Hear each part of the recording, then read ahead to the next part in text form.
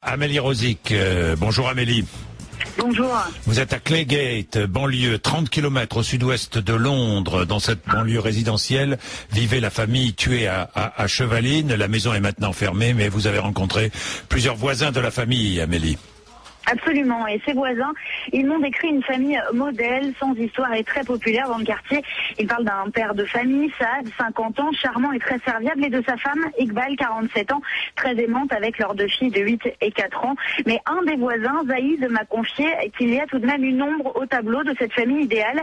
Il les connaît depuis très longtemps puisqu'il a fait ses études à Bagdad avec Iqbal, la maman. Écoutez son témoignage. Il y a un conflit entre Saad et son frère à propos de l'héritage de leur père, mort il y a un an. Il s'agit de plusieurs propriétés en Espagne, en France, en Suisse et en Irak. Il y a beaucoup d'argent en jeu et à cause de ça, ils ne se parlaient plus. Saad et sa famille ont été clairement pris pour cible dans cette tuerie et pour moi, cet élément doit être pris en compte. Amélie, est-ce qu'on en sait un peu plus sur cette rivalité et cette famille ? Alors sur cette famille, oui, on le sait qu'ils sont tous les deux nés en Irak, mais Saad est arrivé en Grande-Bretagne avec ses parents à l'âge de 6 ans, tandis que Iqbal, elle, a fait ses études à Bagdad. Ils se sont rencontrés aux Émirats arabes où ils étaient venus travailler, puis se sont mariés et sont venus vivre tous les deux en Grande-Bretagne.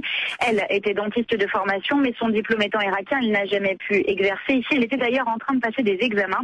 Lui était ingénieur freelance, il travaillait à la conception de pièces pour diverses entreprises aéronautiques. Leurs deux petites filles, Zainab, 8 ans, et Zaina, 4 ans, sont nées en Grande-Bretagne. La plus âgée est scolarisée à la Claygate Primary School, à quelques rues de la maison familiale, et la cadette allait faire sa première rentrée aujourd'hui. Ils vivaient donc ici à Claygate, dans la banlieue chic de Londres, une petite ville typique, avec ses jolies ruelles bordées d'arbres et de gazon, ses villas cossues, son pub, son église. Aujourd'hui, c'est le choc et l'incompréhension qui règnent ici.